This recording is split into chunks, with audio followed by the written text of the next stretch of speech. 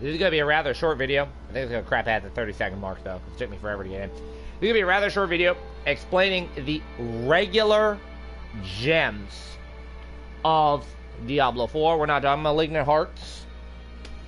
Forget about Malignant Hearts. We're going to talk about gems. We're going to talk about sockets. Then I'm going to talk about sockets a little bit. You know, pad the runtime and all that shit. You know how I am. 30, 40-minute essays about something that should probably take 2 minutes to decide. The other thing where you have to, the thought process comes in a little bit more. So, what? Fast guide to link summoning. Okay. It has a card text on it that explains how much materials you need. So whereas an XYZ needs 2 monsters that are the same level, and a Synchro needs at least 2 monsters that add up to the same level, Link Monster just needs those materials. It's like a contact fusion or a fusion on the board requiring the materials. They only get summoned to the extra monster zone or monster zones that are pointed to. How do I pendulum summon? Okay, you have 2 scales at the end of your spell and trap zones, which are also spell and trap zones. Pendulum monsters have a number on them. That number is their scale. Think of that like a level of what you can summon. You put 1 at one end, you put 1 at the other end. And anything between those levels, those scales, is what you would do. So if your scales are 1 and 4, that means you could summon 2 and 3. It's like a domino effect. Yeah, that's basic. Anyway, shut up. So, let's talk about... Well, you spelled that wrong, so I'm not gonna do that. And also, I'm ignoring the comments now. Sorry. Get fucked, kid. So, let's explain gems. Have a stash having the gems. There are a number of gems in this game. You have emeralds, you have rubies, you have topaz, you have sapphires, you have diamonds, you have skulls, you have amethysts. We don't count amethysts. Amethysts suck complete and total donkey doo-doo. Now, these gems, depending on where they go, these gems, when you socket them into a piece of gear, give you a bonus to the gear. So, I'll give you an example. If you look at this headpiece right here, you notice how at the bottom there's that little green thing says, yeah, I'm not the expert on that, sorry. You know what you should do if you want to learn how to get some women? You should go outside. I mean, I don't go outside. That's why I don't have women. But still, you have thorns right here, right? So you look at this piece of gear, you see it has thorns on it. What does that mean? Well, it means that because I have the gem in the socket for the gear, it gives me the affix. Now, jewelry has a type of socket. Each piece of jewelry can get 1 socket in it. 1 is the maximum. So, you could have up to 3 sockets that are here for your various stats involving jewelry. Let's explain what you want to put in your jewelry. Because all of these right here are trash. Resistance, resistance, resistance, resistance, resistance. The amethyst that I don't have, resistance. They're all trash. Resistances don't do anything. The only thing you want to socket into your gear slot listed as jewelry are skulls. Skulls give you armor. Armor gives you damage reduction. Okay? Literally, skulls are the only thing worth considering. If you're playing Seasons and you want Malignant Hearts, yeah, perfectly fine. Sure, go right ahead. If you're not a seasonal player, you're going to put your skulls in there. Alright, next up we have weapons. Weapons do not include shields if you are a necromancer. They do include totems and focuses if you are a necromancer, druid, or sorceress player. Two-handed weapons do not get double the value like affixes do. We're not there yet. So, the issue with these, one-handed weapons can get 1 slot. Two-handed weapons can get 2 sockets. If you're a barbarian, you actually can have up to 6 gems in one slot, because you get 2 from your two-handed bludgeon, 2 from your two-handed slashing, and then the one-handers each get 1. If you are a rogue, you have your bow, which will give you 2, and your 2 one-handers, which will give you another 2. If you're a Necro, a Druid, or a Sorceress, the most you are going to get is 2. You're either looking at 2 from using a 2-hander, or you're looking at 2 from a 1-hander and an offhand. And remember, the shield on Necromancer does not count to weapon. Weapon is the thing that's easiest to understand because it's more class specific. There's not a lot of great generic options. If you look at build specific, Emeralds give you critical strike to vulnerable enemies. This is critical strike damage. Now this is kind of a double-edged sword. This means that you need to both get a critical strike and you need them to be vulnerable. If you can meet those 2 conditions, these are very good. So this is good for something like Bone Spear Necromancer, where you're chucking it out, it's hitting for vulnerable, and then it crits, and you get bonus damage. If you're playing a Barbarian build that, like, Whirlwind with vulnerable, pretty good. If you're not relying on crit and vulnerable for primary sources of damage, or if you're going one or the other, they're kind of lackluster. Amethysts are damage over time. Amethyst only works for either Burning Source, Bleed Barb, Poison Druid, Poison Rogue, Shadow Necromancer. Those are the only builds that are using Amethyst. And they're generally on the weaker end of the builds, which is, again, that's 2 strikes against Amethyst, while I don't carry them. Rubies are overpower damage. If you're running builds that specifically overpower, rubies are very good. This is Blood Necromancers. This is Pulverized Druids. This is Bludgeon, some of the Bludgeon build on Barbarian. Anything that overpowers, you run rubies. Any other time you don't care about overpower because there's no real way to increase your chance naturally. You can get skills that guarantee an overpower, but not increasing the base chance. So if you're like a Barbarian and you decide, I'll just run one of each, don't do that. Don't do that. Well, we'll get to why in a sec. These overpower modifiers for the 18%, this is 18% overpower damage. I think the next one's 21% overpower damage. They're pretty good if you overpower. If you're not overpowering, if you're looking at that 3% chance, ignore these completely. You notice I have this. I'm playing a Blood Necromancer. I have a lot of skills that do blood damage. They do overpower. Next up, the last of the quote-unquote generics. This is a little easier. Sapphires give critical strike damage to crowd-controlled enemies. Now, vulnerable is not crowd control. The reason why crowd control is important is that is any type of crowd control.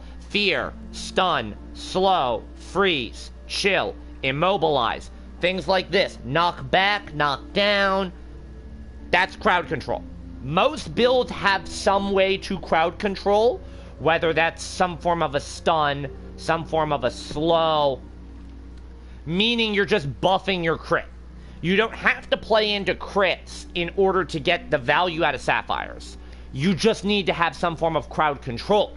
As long as you can inflict crowd control, Sapphires are good. The only thing I would say is that you kind of want a little bit of a crowd control chance. If you're running Hammer of the Ancients Barbarian, full, I stun everything in sight, but you're not really, like, critting, you're either, like, overpowering or hitting for normal damage, then this isn't great.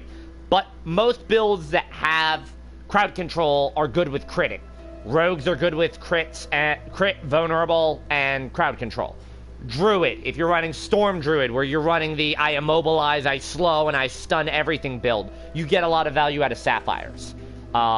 If you're Whirlwind Barbarian and you have slow, like if you run the bleed on Whirlwind, and then you have the slow on that can work. These are very good for that. There are 3 generic options now that aren't really build specific. They're more gear specific. The best one of these is basic skill damage. This is from the Topaz. This increases the damage of your basic skill. That's not bonus damage in the way you're thinking, though. So, for example, my blood build Necro here is running Hemorrhage. Hemorrhage says it deals 38% damage. You are not adding 15% to that. So that 38% damage is not going to become, what is that, 53%, if my math is correct? I don't know. Math is hard and I don't have enough alcohol in me. Salud. It doesn't turn into 53% basic skill damage. If it did, it would be the single best skill in the game because you make super builds. What it's doing is it's adding 15% damage to that 38%. So 15% of 38, let's see what my math would say on that. Probably like 4.5, maybe 5. I think it's like 4.5. No. Fuck it, call it 4%. I don't feel like doing the nitty-gritty of shit. The square root of all evil, by the way, is 25.8. I want you to know that. If 666 is the number, is the root of all evil, then the square root of all evil is 25.8. There. Now you can't say you haven't. So, it's adding an extra 4% damage.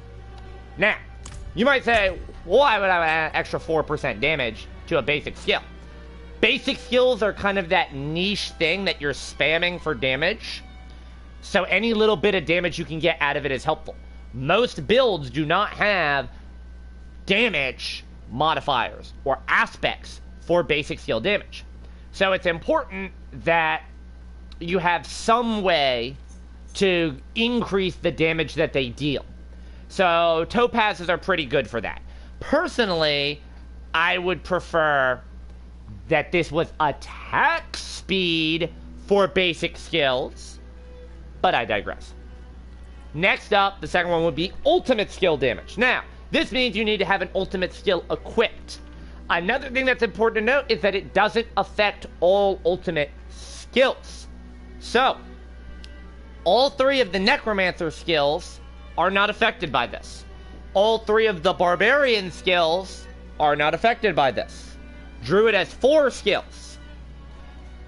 2 of those skills are not affected by this. Sorceress has 3.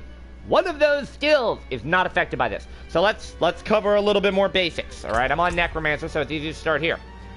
Blood Wave conjures a tidal wave of blood. That is something that you, the player character, is physically creating and inflicting damage. Any of those skills that you, the player character, are directly summoning and damaging with will get the bonus. Blood Wave, Bone Storm, get the bonus. For Sorceress, Deep Freeze, Inferno, get the bonus. Barbarian, Iron Maelstrom, gets the bonus. Druid, Cataclysm, and I think it's called Lacerate, the werewolf one where you dash around a bunch. They get the bonus. Now, well, you might say, well, other skills deal damage. Other ultimate skills deal damage. Because obviously, Unstable Currents, which is the Sorceress one for Lightning Sorceress, where you throw out a lightning skill and it throws out another one for free. That does not apply to ultimate skill damage. Wrath of the Berserker and Grizzly Rage, respectively. They're power-up modes. They don't deal a shit ton of damage, right? They're power-up modes. They don't deal direct damage. They don't benefit from ultimate skill damage. But you look at something that's a bit misleading. Army of the Dead doesn't get the bonus, but why not? You're calling forward skeletons. Okay, the problem with it is that the skeletons themselves are not counted as player-controlled or player-summoned, meaning the bonus damage from Army of the Dead doesn't apply to ultimate skill damage. Same thing with Call of the Ancients Barbarian. Does not apply because the Ancients themselves do not count as player-controlled, player-summoned characters. They don't get the bonus damage from ultimate skill damage.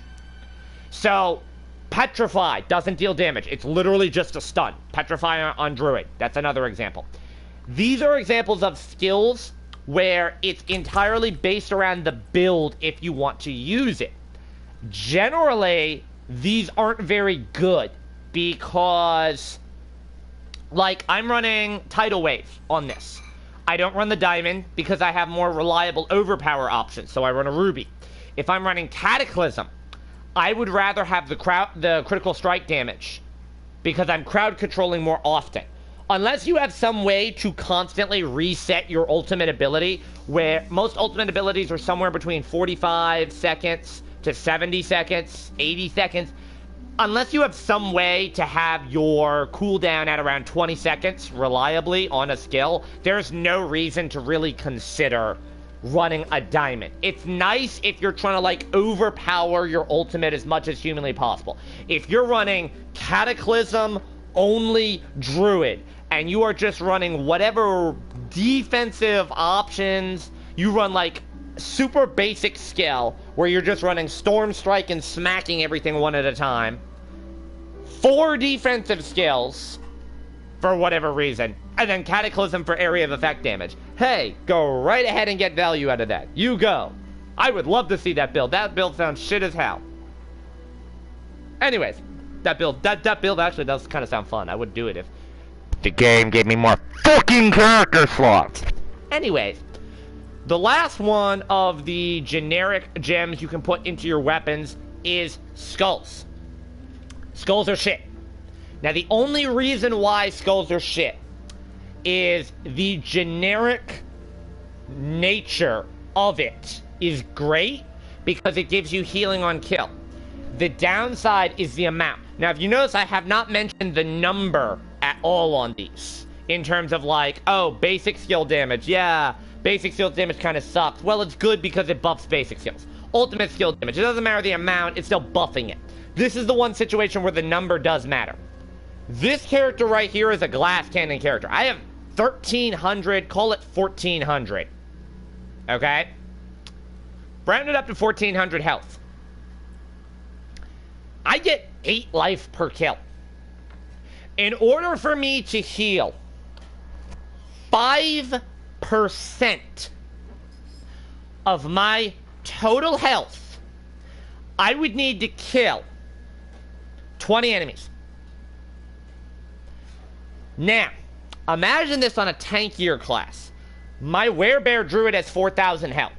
It's a little bit higher level. He's 55 as opposed to 50. Okay? In order for me to heal 5% of my health, I would need such an exaggerated number on this. The fact that the skull does not scale life per kill with the player renders it completely redundant. Like, if you look at the gear that I have on, I don't think this character... I think I'm going to fuck myself over on this now that I said... No, look! I have 17 life regen per second while not being damaged. This means I don't take damage for 4 seconds. I heal the equivalent of 2 life per kill per second. That's a tongue twister and a half right there. This shield right here has 13 life regen. Okay? That's 1.5 kills per second compared to this skill right here. So, remember, add these up. So that's 13, that's 17, they'll call that 30. What else do I have? I don't have it on that. I don't have it on that. Alright, we're at 56. 56 right there. On that. That's 31. So now we're at 87. I have 87 life regen per second when I have not taken damage. That is the equivalent. In 1 second, I heal 11 kills with 1 skull. Yes, they stack. You say, well, if you use a 2-hander and you have 2 of these, the healing value is not worth it compared to random gear. Because if you look at my gear, it's not like I've rolled this. I've rolled this one. I didn't roll this one. I didn't roll this one. I didn't roll this one. There was only one of these affixes where and it's a low roll, by the way, where I actually rolled the item and got healing out of it. And again, it's more healing. Life on kill is pretty terrible unless you are getting substantial number. Wonder if I have that barbarian one. No, I salvaged it. Fuck. I had a barbarian helm that would showcase this great. Where it was a shitty barbarian helm, it gave you 200 life on kill. And you might say, well, why is that shitty? Because the barbarian has like over 4,000 health. That's why. On a squishy class, it'd be great. On a tanky class, it doesn't matter. It's terrible. You're better off having the heal per second, versus heal per kill. Because let's say you get immobilized. That's the other thing that you have to look at. Let's say I get stunned. Healing per second still happens. If I'm stunned and I can't, kill anything, I can't get the heal off of this. Now, the last thing to consider is armor. Armor counts as a shield, which is Necromancer exclusive, so fuck you, we're not counting that. For your main gear, armor counts as boots, pants, gloves, chest, head. Okay? Head can get 1. Chest can get 2. Gloves can get 0. Pants can get 2. Boots can get 0. So the most you can get is 5 pieces of gear, or 5 sockets in these pieces of gear. So, Amethyst. Shit. Next up, we have the available options that are here. Skulls, diamonds, sapphires, topaz, rubies, and emeralds. These are all very build specific depending on what you want to do. If you want to weed out the worst of the bunch is going to be the skull, which is healing received. Healing received does increase the amount of healing that you get from percentage-based healing, not flat healing. So, Blood Howl, Druid, percentage-based healing is affected by this. The heal from your potion is affected by this. Static heal a percentage per second, heal life on kill, heal life per enemies around you are not affected by this stat.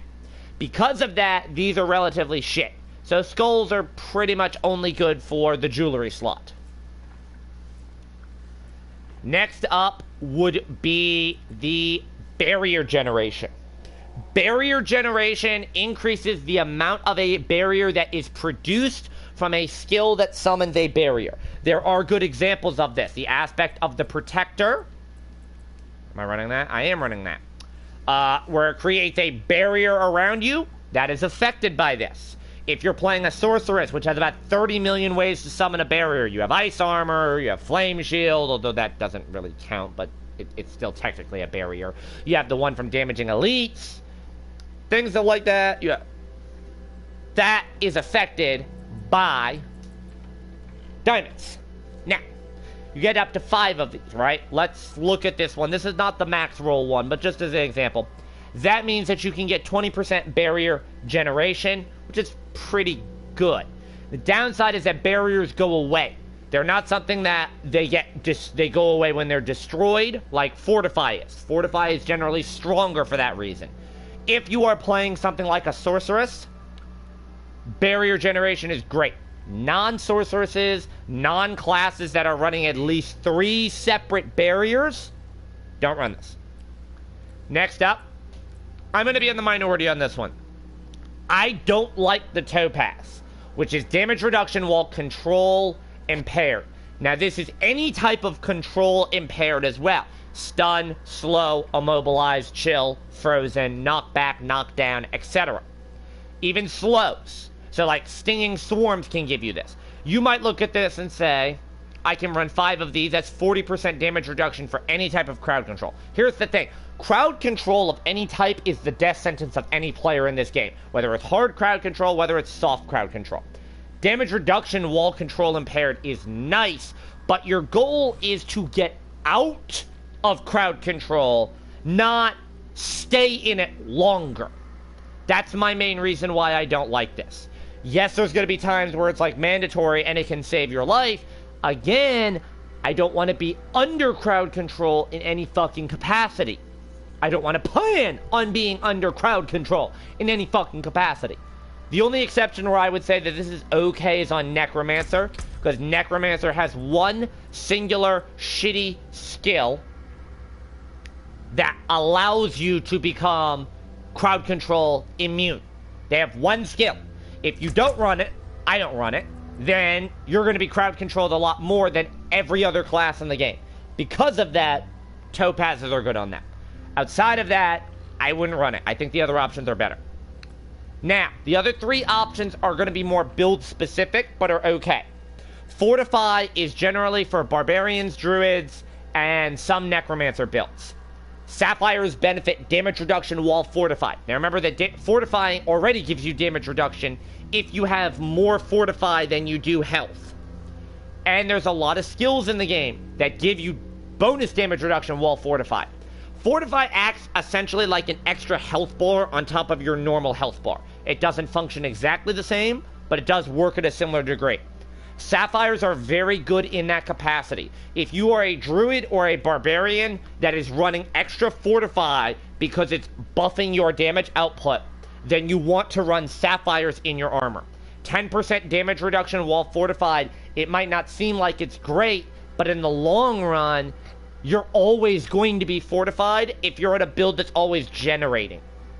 If you're a blood necromancer and you're a bit more sporadic in how you generate your fortify, I wouldn't recommend this. You can if you can get it consistently, but you need something very consistent in terms of generating fortify. The lucky hit on Drain Vitality, where is it? The Blood Surge fortify. The Hemorrhage has one, right? The Hemorrhage one. These are all good, but they're not really consistent, right? Like, the 1.5% chance per enemy hit to fortify you 100% base life, or Blood Surge, where each time, for each enemy you hit, you get fortified 1%. Like, you have to hit a large amount of enemies to see value out of that. That's a 1% trigger. That's a lucky hit trigger. They're not consistent enough to where I would recommend it. If you were able to consistently, like, every time, like, if you had a guaranteed lucky hit type thing, I would say that would be good. That leaves with rubies and emeralds. These are the two easiest to explain. Emeralds gives you thorns. Thorns is damage that is inflicted to enemies anytime they hit you. Barbarian and Necromancer are the two classes that take advantage of this the most. They're the two classes that I recommend you run this on. The reason why is any type of damage dealt to you that is not damage over time triggers thorns. Any type of damage that is inflicted to you, even if you're fortified, deals the thorns. Barriers don't count, except in some rare instances. Like, if you have aspect of the protector on, that barrier does trigger thorns. If you're running ice armor sorceress, that barrier does not trigger thorns. You need to learn which ones trigger thorns or not. Again, the thorns damage doesn't necessarily matter if you look at the straight number on it. You're just buffing your thorns. If you're not building thorns at all, I would not recommend these at all. So, if you're a druid, if you're a sorceress, if you're a rogue, you don't want to run this. The most generic and the best option, if you're not sure what to run for armor, is a ruby. Rubies give you maximum life. 5 rubies, 15% maximum life. No reason why not to run it. It's kind of that generic option where I'm not going to be crowd controlled very often. I'm not running a fortified build. I'm not running a barrier, and I'm not running a thorns build. You kind of run rubies. There's no reason not to run it. They're very good. It's bonus life. Can't really go wrong. Now, the last note that I want to end this on